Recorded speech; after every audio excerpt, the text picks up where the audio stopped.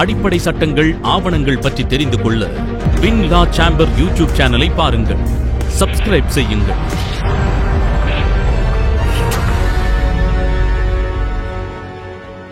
Criminal procedure கோடு section 154 வந்து போலீஸார் FIR register பண்ணுறாங்க.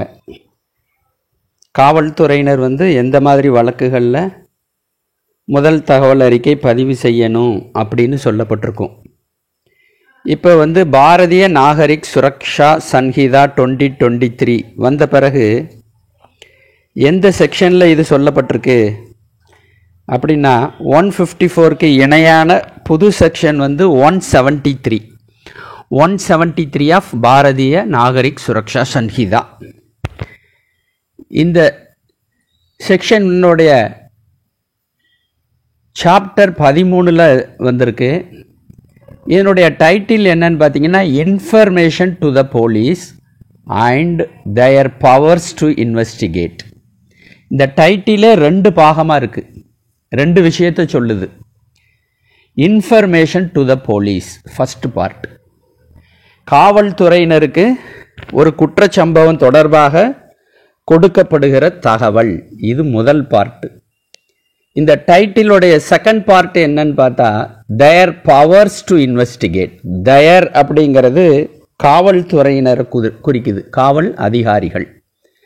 காவல் அதிகாரியின் புலனாய்வு செய்வதற்கான அதிகாரங்கள் என்ன, இதைத்தான் இந்த சாப்டர் 13 சொல்லுது. சாப்டர் 13க்கு வந்து கொடுக்கப்பட்டிருக்கக்கூடிய டைட்டிலில் வந்து information to the police and their powers to investigate. இதில் முதல் செக்ஷன் வந்து 173, 196 வரைக்கும் இந்த சாப்டர் இருக்குது.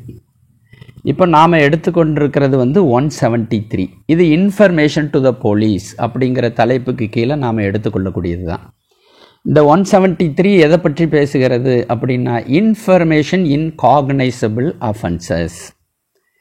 காக்னைசபிள் அஃபென்சஸ்னால் நமக்கு தெரியும். இப்போ புது ஆக்டில் வந்து செக்ஷன் 2Gயில் சொல்லப்பட்டிருக்கு. Cognizable offence means an offence, ஒரு குற்றம். காக்னைசபிள் கேசஸ் அப்படிங்கிறது காக்னைசபிள் அஃபென்ஸ் தொடர்பான ஒரு வழக்கு. இந்த வழக்கில் வந்து காவல் அதிகாரி இந்த பிஎன்எஸ்எஸ்ல சொல்லப்பட்டிருக்கக்கூடிய இணைப்பு பட்டியல் first ஷெட்யூலில் in accordance with the first schedule or under any other law for the time being in force, arrest without warrant. இந்த ஃபர்ஸ்ட் ஷெட்யூலில் வந்து இது காக்னைசபிள் அஃபென்ஸ்னு சொல்லியிருக்கணும். போலீஸ் வந்து ஒரு முதல் தகவல் அறிக்கையை பதிவு செய்கிறாங்க அல்லது ஒரு இன்ஃபர்மேஷனை ரிசீவ் பண்ணுறாங்க. அது எது தொடர்பானதாக இருக்கணும் அப்படின்னா அது வந்து இந்த பிஎன்எஸ்எஸ் இணைப்பு பட்டியலில் ஃபர்ஸ்ட் ஷெட்யூலில் வந்து அதை காக்னைசபிள் அஃபென்ஸ் அப்படின்னு சொல்லியிருக்கணும். அல்லது வேறு ஏதாவது ஒரு சட்டத்தில் இது வந்து ஒரு காக்னைசபிள் அஃபென்ஸ் அப்படின்னு சொல்லப்பட்டிருக்கணும்.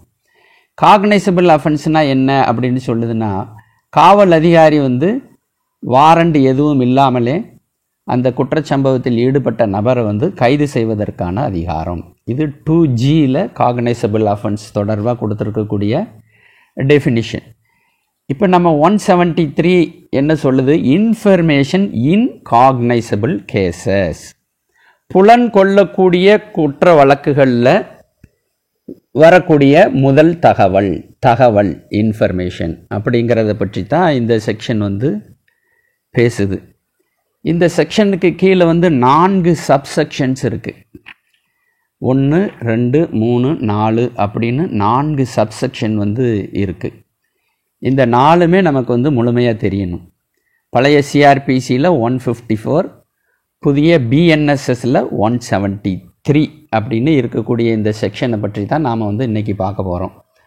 முதல் தகவல் அறிக்கை இந்த 173 சப்செக்ஷன் 1 எப்படி ஆரம்பிக்குது அப்படின்னா every information relating to the commission of a cognizable offence. அப்போ இந்த செக்ஷன் முழுமையாக வந்து காக்னைசபிள் அஃபென்ஸ் தொடர்பானது தான் செக்ஷன் 173. நான் காக்னைசபிள் அஃபென்ஸை பற்றி இங்கே எந்த விஷயமும் சொல்லப்படவில்லை. அந்த மாதிரியான வழக்குகளுக்கு வந்து இந்த செக்ஷன் வந்து பொருந்தாது. அப்போ முதல்ல காவல்துறையோ அல்லது வழக்கறிஞரோ பார்க்க வேண்டிய விஷயம் வந்து சொல்லப்படுகிற தகவலிலிருந்து கிடைக்கிற குற்றம் வந்து காக்னைசபிள் அஃபென்ஸாக இருக்கா இல்லையா அப்படிங்கிறத தான் முதல்ல பார்க்கணும். காக்னைசபிள் அஃபென்ஸாக இருந்தால் மட்டும்தான் இந்த 173க்கு கீழே ஒர்க் அவுட் பண்ண முடியும். அப்புறம் ரெண்டாவது விஷயம், irrespective of the area where the offence is committed. சொல்லப்படுகிற குற்றச்சம்பவம் வந்து எங்கே நடந்தாலும் சரி, எந்த காவல் நிலையத்தினுடைய அதிகார வரம்புக்கு உட்பட்ட ஏரியாவில் நடந்தாலும் சரி. இப்போ இந்த இன்ஃபர்மேஷன் ஒரு போலீஸ் ஸ்டேஷனுக்கு வருது இல்லையா, இந்த காவல் நிலையத்திற்கு உட்பட்ட அதிகார வரம்புக்கு உள்ளதான் இந்த குற்றச்சம்பவம் நடந்திருக்கணும் அப்படிங்கிற அவசியம் இல்லை. முன்னாடி நாம் வந்து 0 எஃப்ஐஆர்னு சொல்லுவோம் இல்லையா, எங்கே வேணாலும் புகாரை கொடுக்கலாம். அதே மாதிரி இங்கே வந்து குற்றச்சம்பவம் வந்து தன்னுடைய காவல் நிலைய அதிகார வரம்புக்குள்ளே நடந்ததோ நடக்கலையோ அதை பற்றியெல்லாம் போலீஸார் வந்து கவலைப்பட வேண்டியதில்லை. ஆனால் அந்த கிடைக்கக்கூடிய இன்ஃபர்மேஷன் வந்து காக்னைசபிள் அஃபென்ஸ் தொடர்பானதாக இருக்கா அப்படின்னு பார்க்கணும். இந்த ரெண்டு விஷயம். மூணாவது விஷயம், அந்த இன்ஃபர்மேஷனை வந்து வாய்மொழியாகவும் கொடுக்கலாம். Maybe given orally or by electronic communication. Email மூலமாகவும் கொடுக்கலாம், மெசேஜ் மூலமாக, எஸ்எம்எஸ் மெசேஜ் மூலமாக கொடுக்கலாம். அதாவது எலக்ட்ரானிக் கம்யூனிகேஷன். எதெல்லாம் எலக்ட்ரானிக் கம்யூனிகேஷன்னு சொல்லி இன்ஃபர்மேஷன் டெக்னாலஜி ஆக்டில் இருக்கும். அப்போ அந்த மாதிரி எலக்ட்ரானிக் கம்யூனிகேஷன் மூலமாகவும் காவல் நிலையத்திற்கு வந்து ஒரு குற்றச்சம்பவம் தொடர்பாக தகவலை அனுப்பி வைக்க முடியும். அப்போ அந்த குற்றச்சம்பவத்தில் பாதிக்கப்பட்ட நபரோ அல்லது குற்றச்சம்பவத்தை நேரடியாக பார்த்த நபரோ அவர் நேரடியாக காவல் நிலையத்துக்கு வரணுங்கிற அவசியம் இல்லை. அதே மாதிரி அந்த குற்றச்சம்பவம் எந்த ஏரியா நடந்ததோ இந்த ஏரியாவுக்கு எந்த போலீஸ் ஸ்டேஷன் அப்படின்னு தேடி போகணுங்கிற அவசியம் இல்லை. அவர் வந்து வாய்மொழியாகவோ அல்லது எலக்ட்ரானிக் கம்யூனிகேஷன் மூலமாகவோ அந்த குற்றச்சம்பவம் தொடர்பான இன்ஃபர்மேஷனை வந்து காவல் நிலையத்திற்கு அனுப்பி வைக்கலாம் அப்படின்னு சொல்கிறாங்க. அப்போது அது ஓரலாக இருந்தால் காவல் அதிகாரி என்ன செய்யணும், எலக்ட்ரானிக் கம்யூனிகேஷன் மூலமாக கிடைச்சா என்ன செய்யணும் அப்படிங்கிறத சப்செக்ஷன் 1லேயே தொடர்ச்சியாக சொல்கிறாங்க. வாய்மொழி மூலமாக கிடைச்சதுன்னு வைங்க. இப்போ நாம் என்ன பார்க்குறோம், காயம்பட்ட நபர் மருத்துவமனையில் சிகிச்சையில் இருப்பார். ஒரு காவல் அதிகாரி அல்லது ஒரு காவலர் நேரடியாக சென்று அவர் கொடுக்குற வாக்குமூலத்தை வந்து பதிவு செய்வார். அப்படி பதிவு செஞ்ச வாக்குமூலத்தின் அடிப்படையில் முதல் தகவல் அறிக்கையை பதிவு செய்வாங்க. அப்போ அதே மாதிரி இங்கேயும் வந்து இந்த புது சட்டத்திலையும் வந்து வாய்மொழியாக புகார் வாக்குமூலத்தை கொடுக்கறது வந்து அனுமதிக்குது. அப்படி அனுமதிக்கும் போது எந்த மாதிரி ப்ரொசீஜரை ஃபாலோ பண்ணணும் அப்படின்னா, it shall be reduced to writing by him. அந்த போலீஸ் அதிகாரி என்ன செய்யணும், அந்த பாதிக்கப்பட்ட நபரோ அல்லது சம்பவத்தை பாதித்த நபர் பார்த்த நபரோ சொல்கிற விஷயத்தை எழுதி கொள்ள வேண்டும். அப்படி அவர் எழுதினதை வந்து தகவல் கொடுத்த நபருக்கு வாசித்து காமிக்கணும். Read over to the informant. அப்புறம் அதை வந்து அவ்வாறு எழுதப்பட்டதில் வந்து என்ன செய்யணும், வாசித்து காமிச்சு கையொப்பத்தை பெற வேண்டும். தகவல் கொடுத்தவருடைய கையொப்பம் வந்து கண்டிப்பாக இருக்கணும். Shall be signed by the person giving it. இது வாய்மொழியாக புகார் வாக்கு மூலம் கொடுக்கும்போது பின்பற்ற வேண்டிய நடைமுறை. எலக்ட்ரானிக் கம்யூனிகேஷனாக கிடச்சிது அப்படின்னா என்ன செய்யணும், it shall be taken on record by him. இமெயிலில் அனுப்புகிறோம், போலீஸார் வந்து அதை பிரிண்ட் அவுட் எடுத்து வச்சுக்கணும். எஸ்எம்எஸ் மூலமாக அனுப்புகிறாங்க, அதையும் வந்து போலீஸார் வந்து பிரிண்ட் அவுட் எடுத்து வச்சுக்கணும். அப்படி அனுப்பப்பட்ட தேதியிலிருந்து 3 நாட்களுக்குள் அந்த தகவல் கொடுத்த நபர் வந்து எந்த போலீஸ் ஸ்டேஷனுக்கு அனுப்புனாரோ அந்த காவல் நிலையத்திற்கு நேரில் வரணும். வந்து நேரில் ஆஜராகி, ஆமாம் நான் தான் இந்த இமெயில் அனுப்புனேன், நான் தான் இந்த தகவலை வந்து காவல் நிலையத்திற்கு எலக்ட்ரானிக் கம்யூனிகேஷன் மூலமாக அனுப்பி வச்சிருக்கிறேன் அப்படிங்கிறத முதல்ல உறுதி செய்யணும். அதில் வந்து அவர் கையெழுத்து போடணும். 3 நாளுக்குள்ளே வந்து அதில் வந்து என்ன செய்யணும், கையெழுத்து போட்டு கொடுக்கணும். அப்படி கையெழுத்து போட்டு கொடுத்த பிறகு இந்த முதல் தகவல் கிடைத்தா காவல் நிலையத்தில் என்ன செய்யணும், ஒரு பதிவேடு இருக்கும், அந்த பதிவேட்டில் பதிவு செய்யணும் இல்லையா, shall be entered in a book. ஒரு பதிவேட்டில் வந்து இதனுடைய சாராம்சத்தை பதிவு செய்யணும். இப்படி மிஸ்டர் எக்ஸுங்கிறவர் ஒரு தகவல் கொடுத்தாரு, அந்த தகவலின் அடிப்படையில் ஏதோ ஒரு இடத்துல, இந்த நகரத்தில், இந்த தெருவில் இந்த மாதிரியான ஒரு குற்றச்சம்பவம் நடந்ததாக புகார் கொடுத்துள்ளார் அப்படின்னு அந்த சப்ஸ்டான்ஸ் ஆஃப் தி அஃபென்ஸ் அதை அதற்கென இருக்கக்கூடிய பதிவேட்டில் பதிவு செய்யணும்.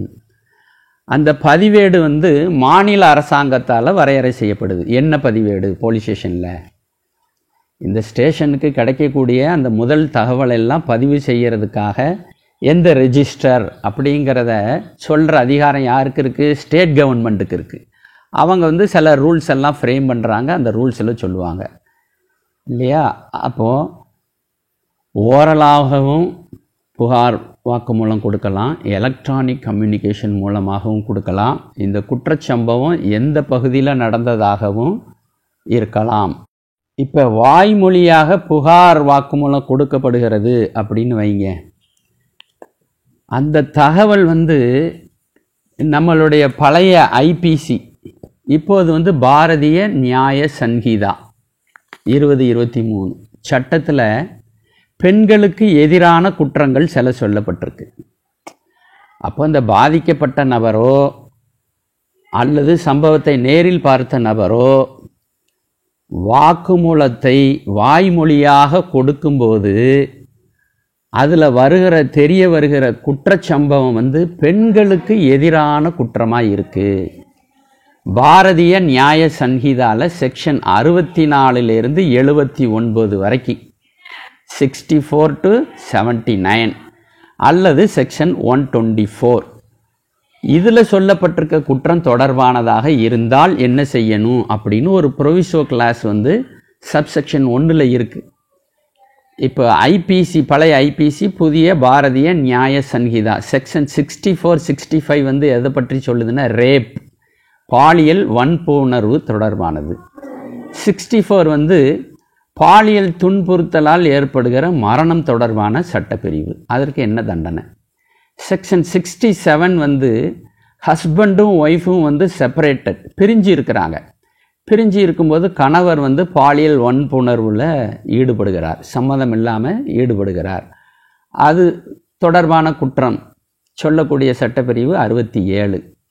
அதேமாரி பிஎன்எஸ் வந்து 68வது செக்ஷன் எதை பற்றி பேசுது அப்படின்னா, ஒரு அதிகாரி தனக்கு கீழே வேலை செய்கிற பணிபுரிகிற பெண் ஊழியரை பாலியல் வன்புணர்வில் ஈடுபடுகிறார், அந்த குற்றம் தொடர்பாக சொல்லக்கூடியது செக்ஷன் 68.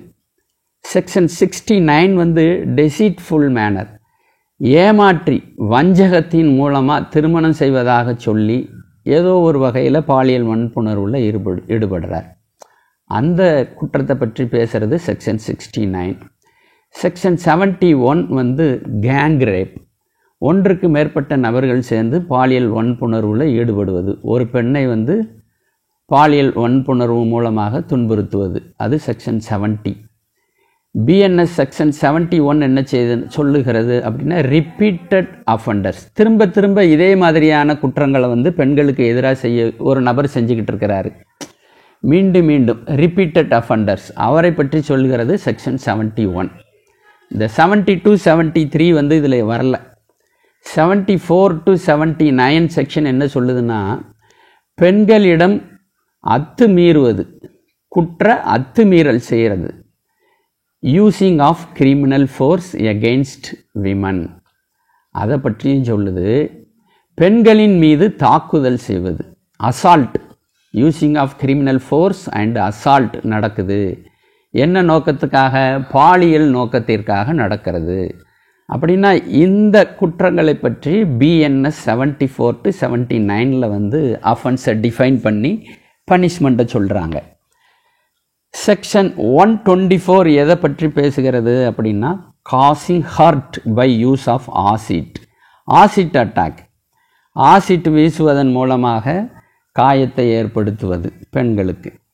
அப்போ இந்த செக்ஷன் 64 79 அல்லது 124 தொடர்புடைய குற்றமாக இருந்து வாய்மொழியாக புகார் வாக்குமூலம் கொடுக்கும்போது அந்த புகாரை வந்து பெண் காவல் அதிகாரி, விமன் போலீஸ் ஆஃபீஸர் தான் ரெக்கார்ட் பண்ணணும் அப்படின்னு பாரதிய நாகரிக் சுரக்ஷா சங்கீதா சொல்லுது. செக்ஷன் 173ல் சப்செக்ஷன் 1ல் இருக்கக்கூடிய ப்ரொவிஷோ கிளாஸ் வந்து பாலியல் துன்பம் தொடர்பாக அல்லது ஆசிட் அட்டாக் தொடர்பாக கொடுக்கப்படும் வாய்மொழி புகார் வாக்குமூலத்தை பெண் காவல் அதிகாரி தான் பதிவு செய்ய வேண்டும். இப்போ இந்த வாக்குமூலத்தில் சொல்ல வருகிற அந்த சம்பவம் வந்து ஒன்று நடந்திருக்கலாம், கமிட்டட், அந்த அஃபென்ஸ் வந்து மேபி கமிட்டட் நடந்திருக்கலாம், அல்லது அட்டம்ப்டட் அதை செய்வதற்கு முயற்சி செஞ்சிருக்கலாம். இந்த ரெண்டுக்குமே பெண் காவல் அதிகாரி தான் அந்த குற்ற வாக்குமூலத்தை, புகார் வாக்குமூலத்தை வந்து பதிவு செய்யணும் அப்படின்னு சொல்லி இந்த ப்ரொவிசோ கிளாஸு சொல்லுது. இன்னும் 2வது ப்ரொவிசோ கிளாஸ் இருக்குது இதில். இப்போ வந்து நாம் ஏற்கனவே பார்த்தா இந்த பாலியல் வன்புணர்வு, ஆசிட் அட்டாக்கு அல்லது பெண்களிடம் குற்ற அத்துமீறுதல், பெண்களின் மீது தாக்குதல் நடத்துவது, அந்த பாலியல் நோக்கத்தோடு இதெல்லாம் செஞ்சுருந்தாங்க அப்படின்னு சொன்னால் இதில் பாதிக்கப்பட்ட நபர் வந்து மனநலம் பாதிக்கப்பட்டவராக இருக்கலாம். சில சமயத்தில் டெம்பரரியாகவோ அல்லது பெர்மனண்டாகவோ பாதிக்கப்பட்டவராக இருக்கலாம். மனதளவில் பாதிக்கப்பட்ட, மனநிலை பாதிக்கப்பட்டவராக இருக்கலாம், அல்லது ஃபிசிக்கலி டிசேபிள்டு, உடல் நலம் பாதிக்கப்பட்டவராக கூட அந்த விக்டிம் இருக்கலாம். அப்படி இருந்தால் என்ன செய்யணும்? அவங்களுடைய வாக்குமூலத்தை வந்து பதிவு செய்யும்போது இன்டர்பிரேட்டர் வச்சுக்கணும். இப்போ வந்து சொல்லப்படுகிற அந்த குற்றச்சம்பவத்தில் பாதிக்கப்பட்ட நபர் வந்து விக்டிம் வந்து மனநிலை பாதிக்கப்பட்டவராக இருக்கிறாரு, காது கேளாதவராக இருக்கிறாரு, வாய் பேச முடியாதவராக இருக்கிறாரு அப்படின்னு சொன்னால் ஒரு இன்டர்பிரேட்டர், மொழிபெயர்ப்பாளரை வந்து உடன் வைத்து கொள்ள வேண்டும். அந்த உமன் போலீஸ் ஆஃபீஸர் ரெக்கார்ட் பண்ணும்போது அவருக்கு உறுதுணையாக வந்து ஒரு மொழிபெயர்ப்பாளர், இன்டர்பிரேட்டர் வைத்து கொள்ள வேண்டும். ஏன்னா அவங்க பேசுகிற அந்த காது கேளாதவர், வாய் பேச முடியாதவர் அல்லது மனநலம் பாதிக்கப்பட்டவர் சைகை மூலமாக வந்து தனக்கு ஏற்பட்ட துன்பத்தை, அந்த தாக்குதல், தன் மீது நடத்தப்பட்ட தாக்குதலை வந்து விவரித்து சொல்லுவாங்க. அதை வந்து அந்த ஸ்பெஷல் எஜுகேட்டர்ஸ், அதில் வந்து தேர்ச்சி பெற்ற நபர்கள் இருக்கிறாங்க. இது தொடர்பான கல்வியில் வந்து ஸ்பெஷல் எஜுகேட்டர்ஸ் இருக்கிறாங்க. அப்போ அவங்களுடைய உதவியை வந்து இந்த பெண் காவல் அதிகாரி வந்து கண்டிப்பாக எடுத்துக்கொள்ள வேண்டும். Such information shall be recorded by a police officer at the residence of person seeking to report. இதில் இந்த இன்டர்பிரேட்டர் வச்சுக்கணும், ஸ்பெஷல் எஜுகேட்டர் வச்சுக்கிடணும் அப்படின்னு சொல்கிறத விட முக்கியமாக என்ன சொல்கிறாங்க, எந்த இடத்தில் வைத்து அந்த புகார் வாக்குமூலத்தை பதிவு செய்யப்பட வேண்டும், பாதிக்கப்பட்ட நபர் எங்கே வசித்து வருகிறாரோ அவருடைய இருப்பிடம், அவருடைய வசிப்பிடத்தில் வைத்து தான் அதை பதிவு செய்யணும். Shall be recorded by a police officer at the residence of the person or at a convenient place of such person's choice. அல்லது அந்த பாதிக்கப்பட்ட நபர், புகார் வாக்குமூலத்தை தரக்கூடிய நபர், அவருக்கு ஒரு கன்வீனியன்ட் பிளேஸ் சொல்கிறாரு, அந்த இடத்துல வச்சு தான் இதை பதிவு செய்யணும். அப்போ இந்த 2வது ப்ரொவிஷுவலில் சொல்கிறது 2 விஷயங்கள் சொல்கிறாங்க. எந்த இடத்தில் வைத்து புகார் வாக்குமூலத்தை வாங்கணும், பதிவு செய்யணும். அப்புறம் யாரை வந்து உதவிக்கு எடுத்துக்கொள்ளலாம். இந்த மாதிரி கண் பார்வை இல்லாதவங்க இருக்கலாம், உடல் ஊனமுற்றோர் இருக்கலாம், வாய் பேச முடியாதவர், காது கேளாதவர், மனநிலை பாதிக்கப்பட்டவர், இந்த மாதிரி இருந்தவங்கலாம் இருந்தாங்கன்னா அதுக்குன்னு உரிய இன்டர்பிரேட்டர், ஸ்பெஷல் எஜுகேட்டர், அவர்களுடைய உதவியை வந்து கட்டாயமாக எடுத்துக்கொள்ள வேண்டும். அதையும் தாண்டி இன்னொரு விஷயத்தை சொல்கிறாங்க. The recording of such information shall be videographed. அப்படி புகார் வாக்குமூலத்தை பெறுகிற அந்த நிகழ்வை வந்து வீடியோகிராஃப் கண்டிப்பாக செய்ய வேண்டும். Shall be videographed. இது எந்த மாதிரி அஃபென்சஸ்க்குன்னா பாலியல் வன்புணர்வு, பாலியல் துன்புறுத்தல், இது தொடர்பான கேங் ரேப்பு, ரிப்பீட்டட் அஃபெண்டர்ஸ் இருக்கிறாங்க, பெண்கள் மீது குற்ற அத்துமீறல், பெண்களின் மீது தாக்குதல், ஆசிட் அட்டாக், இது தொடர்பான அந்த அஃபென்ஸை பற்றி வாக்குமூலம் பதிவு செய்யும்போது இதை வந்து கண்டிப்பாக வீடியோகிராஃப் பண்ணணும்னு சொல்கிறாங்க இந்த சட்டத்தில். ஸ்பெஷல் எஜுகேட்டர் வச்சுக்கணும், இன்டர்பிரேட்டர் வச்சுக்கணும், அந்த பாதிக்கப்பட்ட நபருடைய வீட்டில் வச்சு பதிவு செய்யணும். அதை வீடியோகிராஃபு கண்டிப்பாக பண்ணணும், வீடியோ பதிவு. அது மட்டும் போதாது, இன்னும் கூடுதலாக இன்னொரு விஷயத்தையும் செய்யணும்னு சொல்கிறாங்க. முன்னால் வந்து 164 ஸ்டேட்மெண்ட்டுன்னு சொல்லுவோம் இல்லையா, அந்த ஜுடிஷியல் மேஜிஸ்ட்ரேட்டை கொண்டு போய் இந்த பாதிக்கப்பட்ட நபருடைய வாக்குமூலத்தை, சாட்சியத்தை, ஸ்டேட்மெண்ட்டை பதிவு செய்கிறது. அதையும் இப்போ செய்ய சொல்கிறாங்க. இப்போ புது சட்டத்தில் வந்து அது செக்ஷன் 183 இருக்குது, சப்செக்ஷன் 6 சொல்லப்பட்டிருக்கு. அதே மாதிரி இப்போ வீடியோகிராஃப் பண்ணினா மட்டும் போதாது, the police officer shall get the statement of the person recorded by a magistrate. ஒரு நீதித்துறை நடுவர், குற்றவியல் நீதித்துறை நடுவர் மூலமாகவும் இந்த வாக்குமூலத்தை வந்து ஸ்டேட்மெண்ட்டாக பதிவு செஞ்சு வாங்க வேண்டியது போலீஸ் ஆஃபீஸருடைய ஒரு கடமையாக இருக்குது. இதுவும் வந்து ஷால் கெட் த ஸ்டேட்மெண்ட்டுன்னு சொல்லிட்டாங்க. மே கெட் த ஸ்டேட்மெண்ட்டுன்னு மே அப்படின்னு நம்மளுடைய ஆப்ஷனில் விடலை, ஷால்னு சொல்லப்பட்டிருக்கிறதுனால இது கட்டாயம்னு தெரிய வருது. கண்டிப்பாக அப்படி செய்ய வேண்டிய அவசியம் இருக்குது. இது வந்து செக்ஷன் 173 சப்செக்ஷன் 1 வந்து இதுவரைக்கும் பார்த்துருக்குறோம். சப்செக்ஷன் 2 வந்து என்ன சொல்லுது அப்படின்னா, copy of the information as recorded under section subsection 1 shall be given to the informant or to the victim. தகவல் கொடுத்தவருக்கோ அல்லது அந்த குற்றச்சம்பவத்தில் பாதிக்கப்பட்ட விக்டிம்க்கோ இவ்வாறு பதிவு செய்யப்பட்ட அந்த இன்ஃபர்மேஷனுடைய ஒரு நகலை வந்து கொடுக்கணும். எஃப்ஐஆர் காப்பியை கொடுக்குறோம் இல்லையா, கொடுத்துட்டு அசல் எஃப்ஐஆரில் அந்த இன்ஃபர்மெண்ட்டோடைய சிக்னேச்சரை வாங்குகிறோம். அது மேண்டேட்ரி.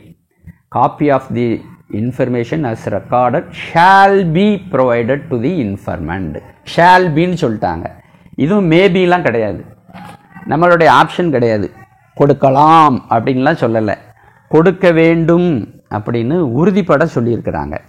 அதுவும் வந்து ஃப்ரீ ஆஃப் காஸ்ட்டில் கொடுக்கணும். இதுக்காக எந்த கட்டணமும் வசூலிக்கக்கூடாது.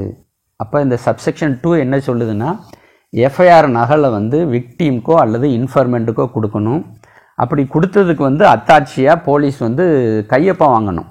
அப்போ தான் கொடுத்தது தெரியும் இல்லையா. அது வந்து ஃப்ரீ ஆஃப் காஸ்ட்டில் கொடுக்கப்பட்டிருக்கணும். அதுக்கு வந்து கட்டணம் எதுவும் வாங்கக்கூடாது. அப்புறம் வந்து சப்செக்ஷன் 3 ரொம்ப முக்கியமான செக்ஷன்.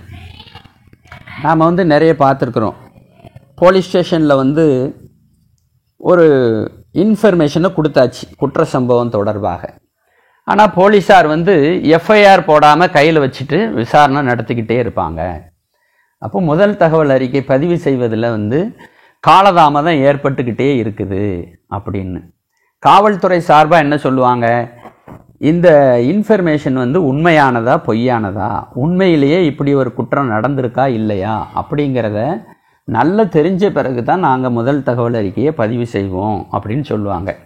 இப்போ இதுக்கெல்லாம் வந்து தீர்வு இந்த பாரதிய நாகரிக் சுரக்ஷா சங்கீதாவில் வந்து தெளிவாக சொல்லிட்டாங்க. செக்ஷன் 173 சப்செக்ஷன் 3 வந்து எந்த மாதிரியான வழக்குகளில் வந்து இந்த ப்ரிலிமினரி இன்வெஸ்டிகேஷன் நடத்தலாம், ப்ரிலிமினரி என்கொயரி நடத்தலாம். இந்த ப்ரிலிமினரி என்கொயரிங்கிறது வந்து காக்னைசபிள் அஃபென்ஸ் மேட் அவுட் ஆகுதா இல்லையாங்கிறது தொடர்பானதாக தான் இருக்கணும். இந்த புகாரில் சொல்லப்பட்டிருக்கிற இந்த இன்ஃபர்மேஷன் வந்து உண்மையானதா பொய்யானதான்னு விசாரிக்க வேண்டிய அவசியம் கிடையாது. அந்த கொடுத்துருக்கக்கூடிய புகார் வாக்குமூலத்திலேயோ அல்லது புகார் மனுவிலையோ அல்லது எலக்ட்ரானிக் கம்யூனிகேஷன் மூலம் வந்திருக்கிறத வந்து உண்மையானது தான் அப்படின்னு முதல் தகவல் அறிக்கை பதிவு செய்கிற நோக்கத்துக்கு எடுத்துக்கணும். எஃப்ஐஆர் ரெஜிஸ்ட்ரேஷன் நோக்கத்துக்கு இது உண்மைதான் அப்படின்னு எடுத்துக்கிடணும். அதனால் உண்மையா பொய்யா அப்படின்னு விசாரிக்க வேண்டிய அவசியம் இல்லை. ஆனாலும் எந்த மாதிரியான கேசஸில் வந்து இப்போ இந்த ப்ரிலிமினரி என்கொயரி வந்து விசாரிக்கலாம் அப்படின்னா, காக்னைசபிள் அஃபென்ஸ் மேட் அவுட் ஆகுதா இல்லையா அப்படிங்கிறத விசாரிக்கலாம். அதுவும் வந்து அதில் சொல்லப்பட்டிருக்கக்கூடிய குற்றத்துக்கு தண்டனை எத்தனை வருஷம் அப்படிங்கிற அடிப்படையில் தான் சொல்கிறாங்க. இப்போ நான் காவல்துறையினருக்கு கிடச்சிருக்கக்கூடிய தகவலில் சொல்லியிருக்கிற குற்றத்துக்கு தண்டனை 3 வருஷத்துக்கு மேலே 7 வருஷத்துக்கு கீழே, 3 இயர்ஸுக்கு மேலே 7 இயர்ஸுக்கு கீழே. அப்போ 7 இயர்ஸுக்கு மேலே இருந்ததுன்னு சொல்லுங்க, 7 வருடங்களுக்கு மேலாக தண்டனை விதிக்கக்கூடிய குற்றம் தொடர்பானதாக அந்த தகவல் இருந்ததுன்னு சொன்னால் உடனடியாக எஃப்ஐஆர் பதிவு பண்ணிடணும். அதில் ப்ரிலிமினரி என்கொயரி, ப்ரிலிமினரி இன்வெஸ்டிகேஷனுக்கு இந்த சட்டப்பிரிவு அனுமதி தரலை. 173(3)ல் சொல்லப்பட்டிருக்கிறது 7 வருஷத்துக்கு கீழே இருக்கணும், 3 வருஷத்துக்கு மேலே இருக்கணும். இந்த மாதிரியான குற்றங்களில் ப்ரிலிமினரி என்கொயரி நடத்தலாம். ஆனால் சில கண்டிஷன்ஸ் போட்டிருக்காங்க.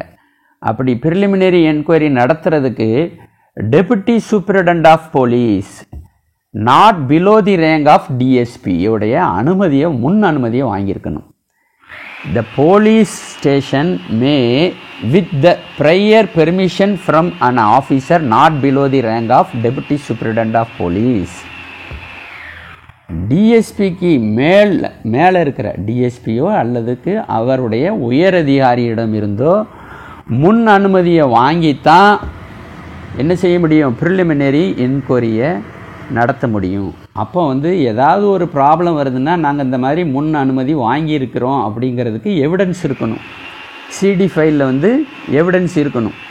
அப்படி முன் அனுமதி கேட்டு லெட்டர் எழுதியிருக்கிறோம், எலக்ட்ரானிக் கம்யூனிகேஷன் அனுப்பியிருக்கிறோம் அப்படிங்கிறதுக்கு அத்தாட்சியை வாங்கி சிடி ஃபைலில் போலீஸார் கண்டிப்பாக வச்சுருக்கணும். அப்படி இல்லாமல் அந்த வாக்குமூலத்தையோ புகார் மனுவையோ விசாரணை செய்யாமல் வச்சுக்கிட்டு இருக்கக்கூடாது. சரி, அதே மாதிரி எந்த மாதிரியான நோக்கத்திற்காக ப்ரிலிமினரி என்கொயரி நடத்தலாம் அப்படிங்கிறதையும் இந்த சட்டம் சொல்லுது. டிஎஸ்பிக்கு குறையாத ஒரு போலீஸ் அதிகாரிகிட்ட முன் அனுமதி வாங்கணும்.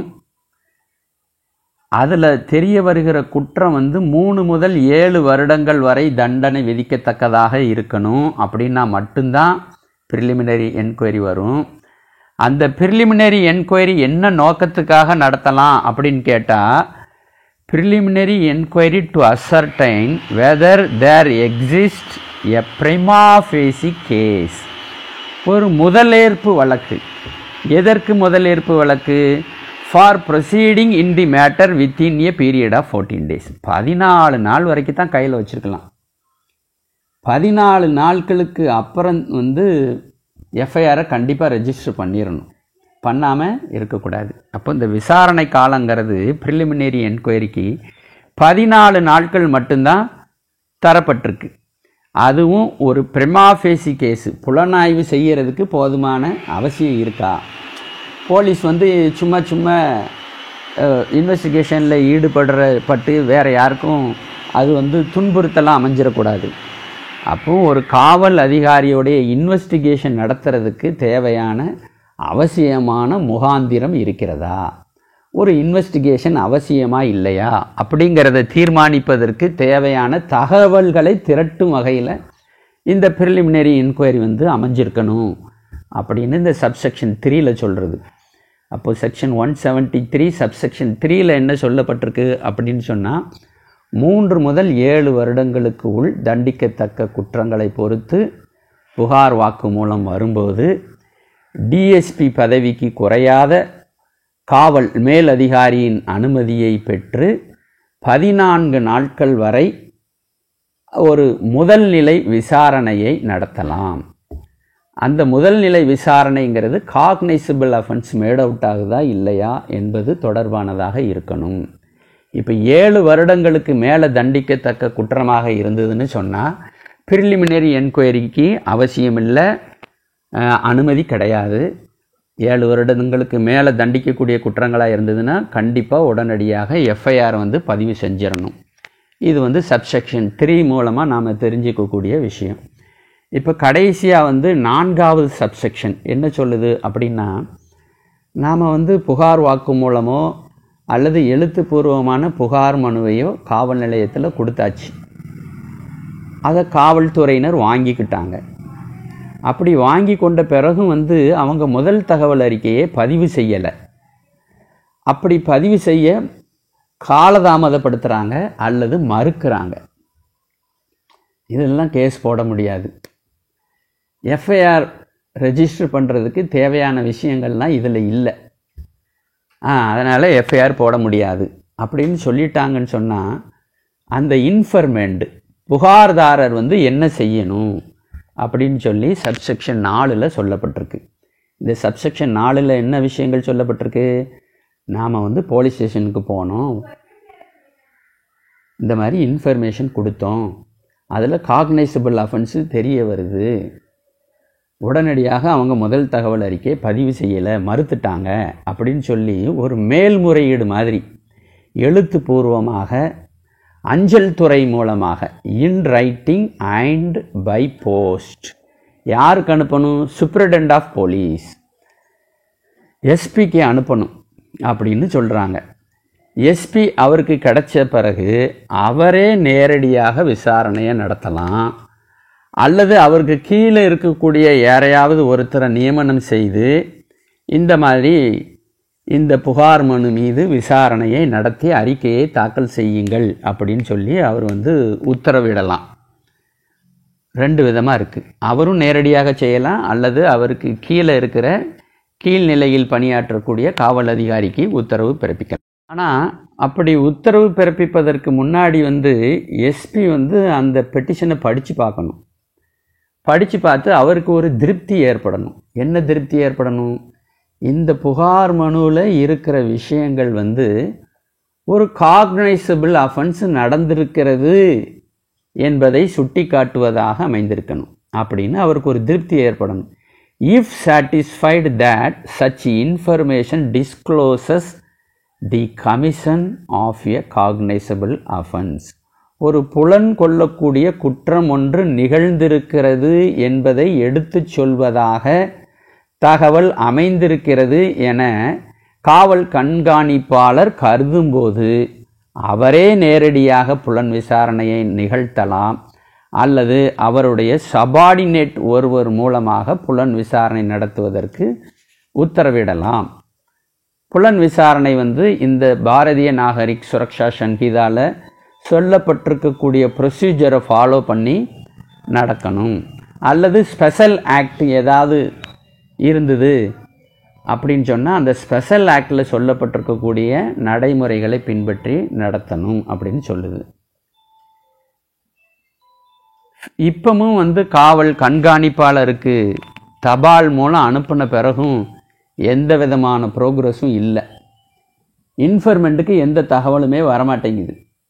நாம் அனுப்பின புகாரின் மீது எந்த விதமான மேல் நடவடிக்கையும் காவல்துறை கண்காணிப்பாளர் அலுவலகத்தில் எடுக்கப்படலை அப்படின்னு நினைக்கிறாரு. அப்போ என்ன செய்ய? முதல்ல போலீஸ் ஸ்டேஷனுக்கு போனார், ஃபெயிலியர். சூப்பரிண்டென்ட் ஆஃப் போலீஸை அப்ரோச் பண்ணார், ஃபெயிலியர். இப்போ அடுத்த ஸ்டேஜ் என்ன செய்கிறாங்க அப்படின்னு சொன்னால், the aggrieved person may make an application to the magistrate. இப்போ தான் வருது. முதல்ல போலீஸ் ஸ்டேஷனில் கொடுக்கணும், அப்புறம் காவல் கண்காணிப்பாளர்கிட்ட கொடுக்கணும். நாம் நினைக்கிற மாதிரி முன்னேற்றம் எதுவும் ஏற்படலை, அல்லது விசாரணைக்கு வழக்கு பதிவு செய்வதற்கு மறுத்துட்டாங்க அப்படின்னு நினச்சாருன்னு சொன்னால் அந்த அக்ரீவ்டு பெர்சன் வந்து தகுந்த சரியான அதிகாரம் இருக்கக்கூடிய நீதித்துறை நடுவர் நீதிமன்றத்தை அணுகி அங்கே வந்து இந்த பாரதிய நாகரிக் சுரக்ஷா சங்கீதாவில் சொன்ன மாதிரி கம்ப்ளைண்ட்டை வந்து ஃபைல் பண்ணலாம் அப்படின்னு நாம் பார்க்குறோம். செக்ஷன் 200ன்னு பழைய சிஆர்பிசியில் ப்ரைவேட் கம்ப்ளைண்ட்டுன்னு சொல்லுவோம். அப்போ இங்கே வந்து இவருக்கு இருக்கக்கூடிய ஆப்ஷன் என்ன? Private complaint. முதல்ல போலீஸ் ஸ்டேஷன், ரெண்டாவது சூப்பரிண்டென்ட் ஆஃப் போலீஸ், 2 இடத்துலையும் ஃபெயிலியர் அப்படிங்கிற நிலைமையில் ப்ரைவேட் கம்ப்ளைண்ட்டுக்கு இந்த புகார்தாரர் போகலாம் அப்படின்னு இந்த சட்டப்பிரிவு சொல்லுது. ஆக 173 செக்ஷனில் வந்து 4 சப்செக்ஷன் இருக்குது. இன்ஃபர்மேஷன் டு த போலீஸ் அப்படிங்கிறது தொடர்பாக இது அமைஞ்சிருக்கு. இப்போ வந்து எஃப்ஐஆரை வந்து யார் வேணாலும் பதிவு செய்யலாம். சம்பவம் நடந்த இடம் எது, அந்த இடத்தின் மீது அதிகாரம் எந்த காவல் நிலையத்துக்கு இருக்கோ அவங்க தான் எஃப்ஐஆரை ரெஜிஸ்டர் பண்ணணும் அப்படிங்கிற அவசியம் இல்லை. அதே மாதிரி வாய்மொழியாகவும் கொடுக்கலாம், எலக்ட்ரானிக் கம்யூனிகேஷனாகவும் இன்ஃபர்மேஷனை வந்து கொடுக்கலாம். வாய்மொழியாக கொடுக்கப்பட்டால் அதை காவல் அதிகாரி எழுதணும், எழுதி அதை வாசித்து காமிச்சு அவர்கிட்ட கையெழுத்து வாங்கணும். எலக்ட்ரானிக் கம்யூனிகேஷன் மூலமாக கிடச்சிது அப்படின்னு சொன்னால் 3 நாளுக்குள்ளே அந்த கம்யூனிகேஷனை கொடுத்த நபர் அந்த காவல் நிலையத்திற்கு நேரில் போய் அவர் அதில் கையெழுத்து போட்டு கொடுக்கணும்.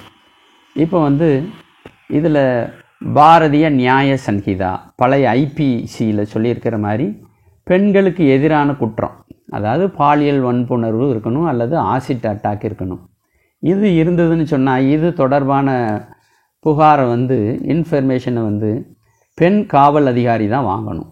இந்த குற்றச்சம்பவம் நடந்திருக்கணுங்கிற அவசியம் இல்லை, நடப்பதற்கு முயற்சி அட்டம்ப்ட் இருந்தாலும் அதை விமென் போலீஸ் ஆஃபீஸர் தான் அதை எழுதி வாங்கணும். விமென் போலீஸ் ஆஃபீஸர் அதே மாதிரி அதில் பாதிக்கப்பட்ட நபர் மென்டலி அல்லது ஃபிசிக்கலி டிசேபிள்டு பர்சனாக இருந்தாங்கன்னா அந்த பாதிக்கப்பட்ட நபருடைய வீட்டுக்கே சென்று பதிவு செய்யணும். அல்லது பாதிக்கப்பட்ட நபர் எங்கே இருக்கிறாரோ சிகிச்சையில் இருக்கிறாருன்னு சொன்னால் அந்த சிகிச்சையில் இருக்கிற இடத்துல வச்சு நாம் போலீஸு பதிவு செய்யலாம். அந்த போலீஸ் அதிகாரிக்கு உதவியாக இன்டர்பிரட்டர் அல்லது ஸ்பெஷல் எஜுகேட்டர் இருக்கலாம். அதே மாதிரி இந்த பெண்களுக்கு எதிரான குற்றமாக இருந்ததுன்னு சொன்னால் இந்த மாதிரி புகார் வாக்குமூலத்தை வாங்குகிற நிகழ்ச்சியை வீடியோகிராஃப் பண்ண வேண்டியது கண்டிப்பாக அவசியம். அதே மாதிரி இந்த செக்ஷன் 64 79 அப்புறம் 124 பாரதிய நியாய சங்கீதா சொல்லப்பட்ட குற்றமாக இருந்ததுன்னா ஜுடிஷியல் மேஜிஸ்ட்ரேட்டுக்கு ஒரு ரெக்வஸ்ட் லெட்டரை போலீஸ் அதிகாரி கொடுத்து ஜுடிஷியல் மேஜிஸ்ட்ரேட் மூலமாக பழைய அந்த 164 ஸ்டேட்மெண்ட்டை இது விட்னஸோடைய ஸ்டேட்மெண்ட்டு அப்படிங்கிற முறையில் பதிவு செஞ்சு வாங்க வேண்டியதும் காவல்துறையுடைய கடமையாக இருக்குது. அதே மாதிரி சொல்லப்படுகிற சம்பவம் 3 முதல் 7 வருடங்களுக்கு உள்ள தண்டனை கொடுக்கக்கூடிய குற்றமாக இருந்தால் மட்டும் ப்ரிலிமினரி இன்கொயரி 14 நாள் வரைக்கும் கையில் வச்சுக்கிட்டு போலீஸார் விசாரணையை நடத்தலாம். 7 வருஷத்துக்கு மேலே தண்டிக்கக்கூடிய குற்றமாக இருந்ததுன்னா அந்த ப்ரிலிமினரி என்கொயரி நடத்துறதுக்கெல்லாம் அதிகாரம் கிடையாது, உடனடியாக எஃப்ஐஆர் பதிவு செய்யணுங்கிற கட்டாயம். இப்போ 4வது சப்செக்ஷனில் என்ன சொல்லியிருக்காங்கன்னா அந்த ரெஃப்யூசல். போலீஸார் எஃப்ஐஆர் ரெஜிஸ்டர் பண்ண மறுத்துட்டாங்க, எஸ்பிக்கு அப்ரோச் பண்ணியும் எந்த விதமான ப்ரோக்ரஸும் இல்லை அப்படின்னு சொன்னால் நம்ம என்ன செய்யலாம், பாதிக்கப்பட்ட நபர் மேஜிஸ்ட்ரேட்டை அணுகலாம் அப்படின்னு சொல்லியிருக்கு. இது பழைய சிஆர்பிசியில் 154க்கு இணையான ஒரு செக்ஷன், ரொம்ப முக்கியமானது. காவல்துறையினரும் சரி நம்ம வழக்கறிஞர் நண்பர்களும் சரி இதை நல்ல விதத்தில் படித்து தெரிஞ்சுக்கணும். நான் சொல்லியிருக்கிற விஷயத்தை நீங்கள் கேட்டுட்டு ஒரு முறை இந்த 173 செக்ஷனை நீங்கள் எடுத்து வாசித்து பாருங்கள். ஒரு முறைக்கு 2 முறை வாசித்து பார்த்தா உங்களுக்கு நல்ல புரியும். எந்த ஒரு குற்ற வழக்குக்குமே அடிப்படை ஆவணமாக அமைஞ்சிருக்கிறது புகார் தொடர்பான, அதாவது இன்ஃபர்மேஷன் ரிகார்டிங் தி அஃபென்ஸ். அதுதான் ஒரு குற்ற சம்பவத்துக்கு ரொம்ப ரொம்ப அடிப்படையானது. அந்த புகார் வாக்குமூலம் அல்லது எலக்ட்ரானிக் கம்யூனிகேஷன் மூலமாக கிடைக்கிறத வச்சு எஃப்ஐஆர் ரெஜிஸ்டர் பண்ணுறாங்க. அந்த எஃப்ஐஆர் இந்த 2 அடிப்படையில் தான் அந்த இன்வெஸ்டிகேஷனே நடக்குது. அதேமாதிரி கோர்ட்டில் ட்ரையல் நடத்துகிறதுக்கும் ரொம்ப பேசிக் டாக்குமெண்ட்டாக இருக்குது. இந்த குற்றச்சம்பவம் உண்மையில் நடந்ததா இல்லையா அப்படின்னு உண்மைத்தன்மையை கண்டறிவதற்கு நாம் இந்த எஃப்ஐஆரில் இருக்கக்கூடிய ஒவ்வொரு வேர்டையும் கிராஸ் எக்ஸாமினேஷனுக்கு பயன்படுத்துகிறாங்க. அப்போது எப்படி எஃப்ஐஆர் பதிவு செய்யப்படுகிறது, எஃப்ஐஆர் பதிவு செய்யப்படக்கூடிய சூழ்நிலை எப்படி இருந்தது, இந்த பாரதிய நாகரிக் சுரக்ஷா சன்ஹிதாவில் சொல்லப்பட்டிருக்கக்கூடிய வழிமுறைகள் பின்பற்றப்பட்டிருக்கிறதா இல்லையா, காவல் அதிகாரியால் நடைமுறை கடைபிடிக்கப்பட்டிருக்கிறதா இல்லையா, ஏதாவது விதிமுறை மீறல்கள் இருக்கிறதா இல்லையா, இதெல்லாம் ஒரு வழக்குக்கு அவசியமான சங்கதிகள் இல்லையா. அப்போ இந்த செக்ஷன் 173 நாம் நல்லா புரிஞ்சு கொள்ள வேண்டியது அவசியம்.